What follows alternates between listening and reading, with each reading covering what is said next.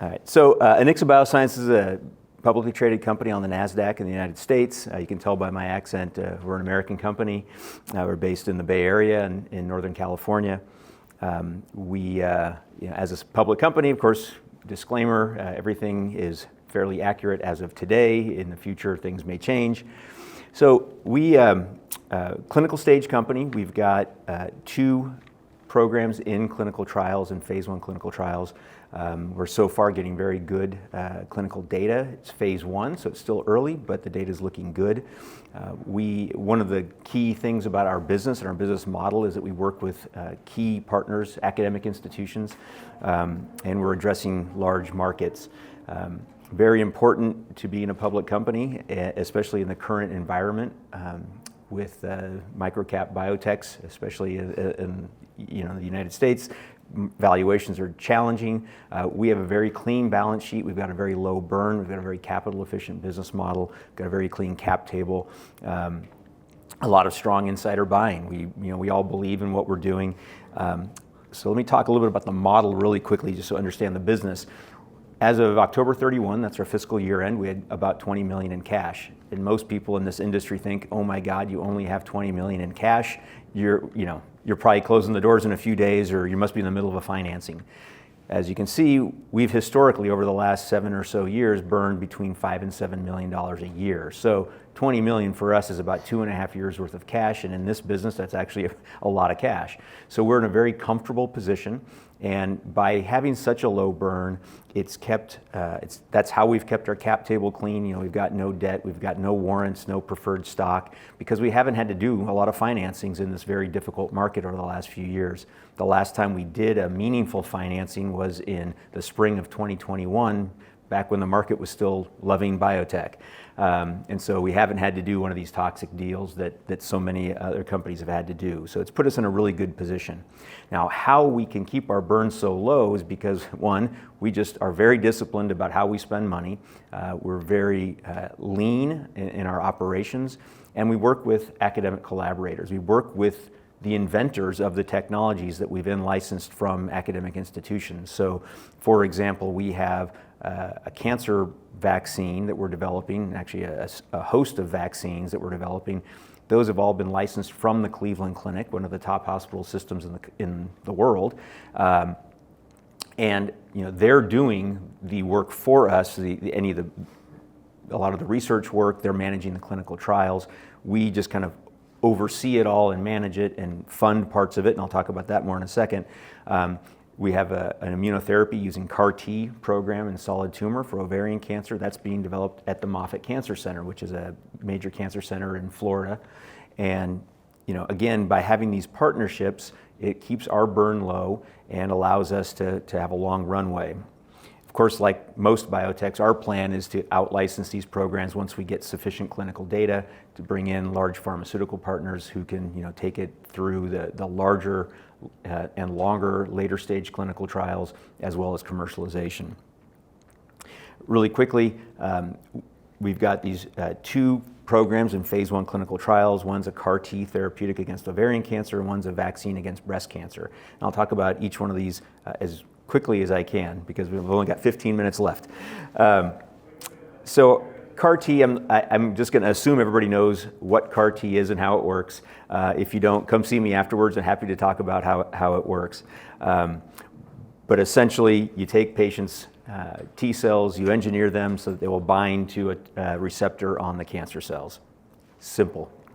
There's been a lot of success in CAR-T, but most of that success, virtually, actually all that success has been in hematological cancers.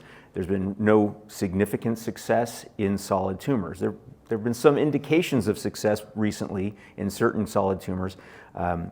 We believe that we have some certain approaches of how we are doing this that will work with ovarian cancer and potentially some other solid tumors in general.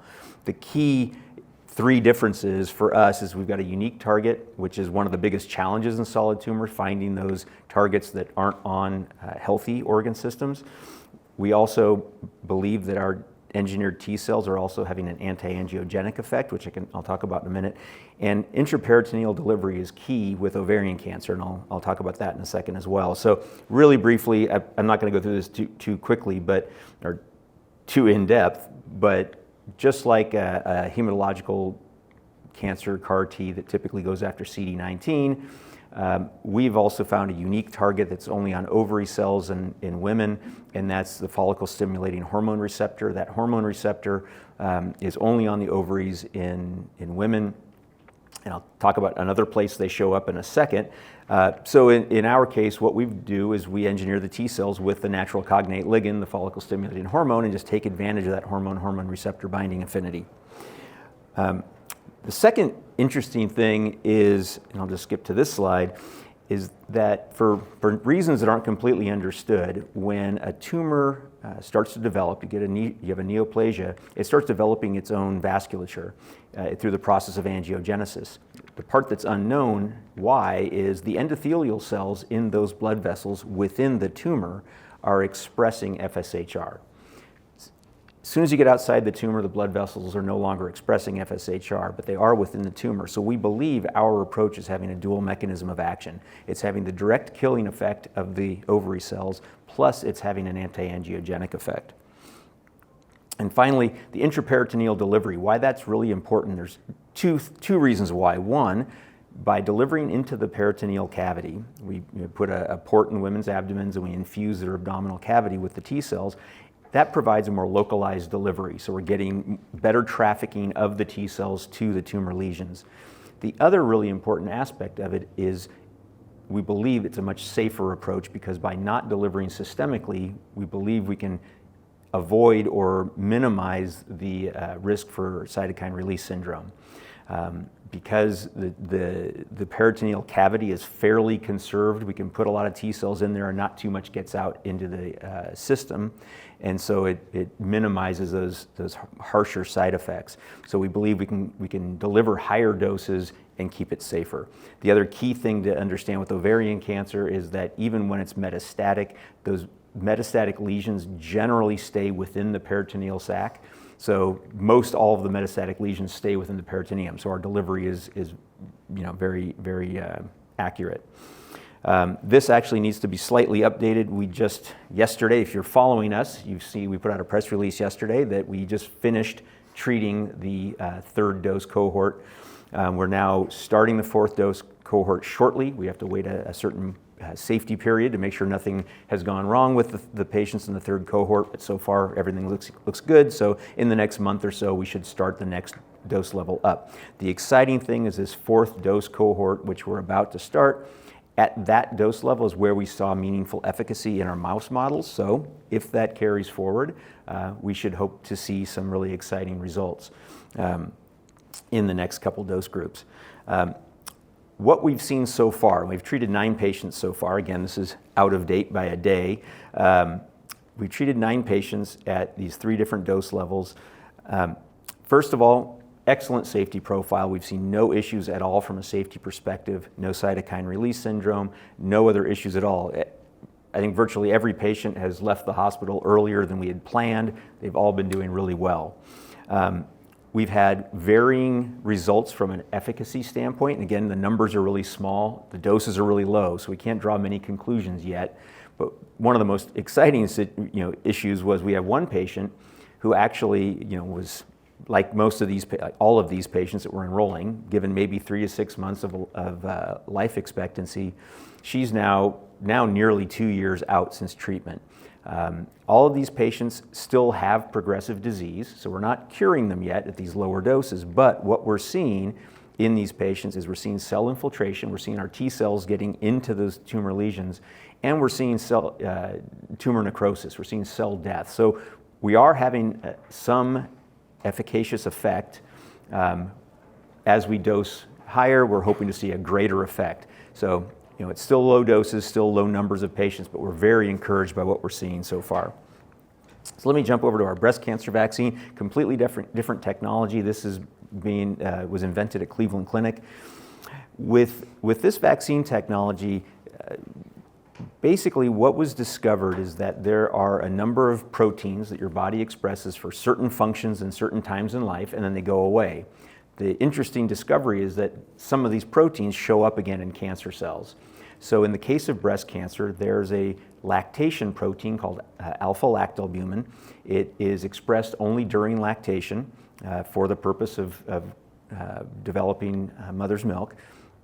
It goes away, never shows up again in a healthy woman unless she develops breast cancer. And in the case of breast cancer, most of those cancer cells are expressing alpha-lactalbumin. So the original idea was, what if we, after a woman is past her childbearing years, took a vaccine that would protect her against this protein showing up again, so it could stop cancer before it really develops any kind of critical mass. And so one of the early proof of concept studies, really interesting study, took some mice, vaccinated them, and then bred them. We found that the litter, completely normal and healthy mice, but the mothers couldn't produce milk. So clearly the vaccine was working in destroying every cell that was creating this protein.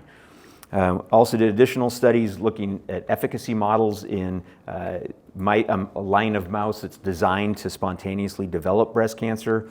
You can see that 80% of those control mice did develop breast cancer. None of the vaccinated mice did. So really encouraging results at the animal level.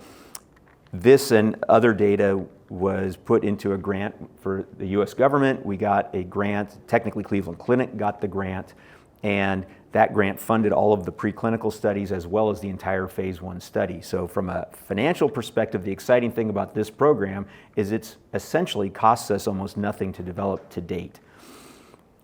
How we've done this clinical trial, so first and foremost, this is a safety study.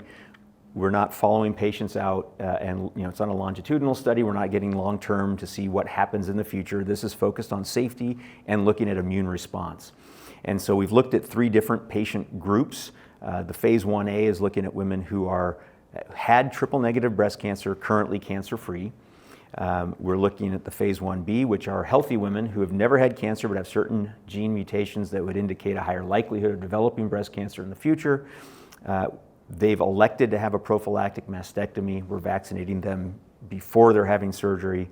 Again, looking for safety and immune response. In addition, we have the resected tissue to do additional analysis with. And then the phase 1C are women who have had surgery but still have residual disease that are on a checkpoint inhibitor. And so we're vaccinating them as well to see, again, safety and immune response. And safety is especially important there because we know that checkpoint inhibitors sometimes have some very difficult side effects. We want to make sure there isn't anything more happening there. We presented this data at the SITC conference last November. It's on the first 26 patients treated. The bulk of these patients have been in that phase 1A group, but what we see is that we're getting immune responses at all dose levels and in all patient groups, but you can see the immune responses are variable. We're not sure at this stage how much of an immune response you need to confer immunity. But we're excited about what we're seeing so far. Safety has been fantastic. We're seeing injection site irritation, nothing else, no systemic issues whatsoever.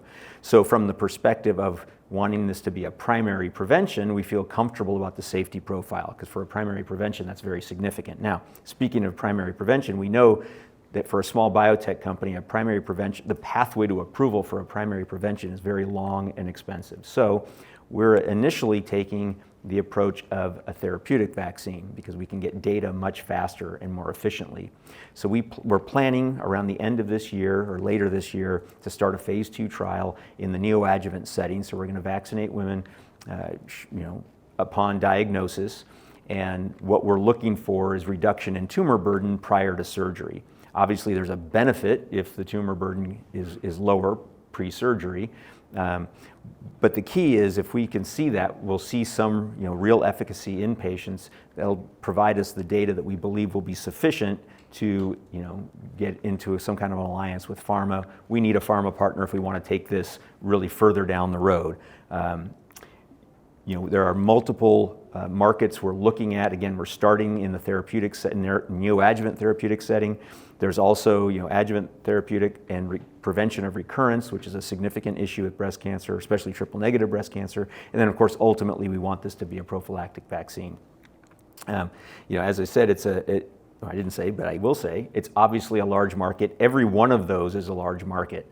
I don't need to go through the numbers, and everybody knows breast cancer is significant at each one of those settings, whether it's prevention of recurrence and the 4 million women in the United States alone that are breast cancer survivors, or at the very early stages of diagnosis. And of course, prevention, the holy grail. So we're excited about being able to take this through. Again, the data we've seen so far has been really positive, so we're really encouraged about where we're going with this. And then quickly, we have a couple other earlier stage preclinical programs. I'll just touch on them really quickly. These are all also cancer vaccines that we've developed with the Cleveland Clinic. These are, so the ovarian cancer vaccine we're looking at is in preclinical study, or I'm sorry, it's preclinical stage right now. It is also getting government support. It's being developed at the National Cancer Institute in the United States. So they're actually doing all the preclinical work for us at this stage. So it's another program that's essentially costing us nothing to develop at the present time. Because of the really good data we've seen so far in the breast cancer vaccine and the clinical trial, we in the Cleveland Clinic decided to work on a new program, a new discovery program, looking for additional types of proteins that are retired proteins that are showing up in cancer. We're primarily focused right now looking at lung, colon, and prostate. Obviously, there are the three other biggest cancers out there. Using AI and other bioinformatic analysis to try to identify these proteins and then determine if we can make a vaccine around that protein. Just to be clear, the proteins would all be different, right? The alpha-lactoalbumin is a lactation protein. It's associated with breast cancer. In the ovarian cancer setting, there's a protein, it's the anti-Müllerian hormone receptor 2. That protein is expressed in the follicles of the ovaries throughout life until menopause. Expression goes away, and then it shows up again in ovarian cancer. So same concept as the breast cancer vaccine, just a different protein. And so those kind of proteins are what we're looking for in these other vaccines. It went really fast. I've got about a minute and a half, I think, for questions if anybody has any.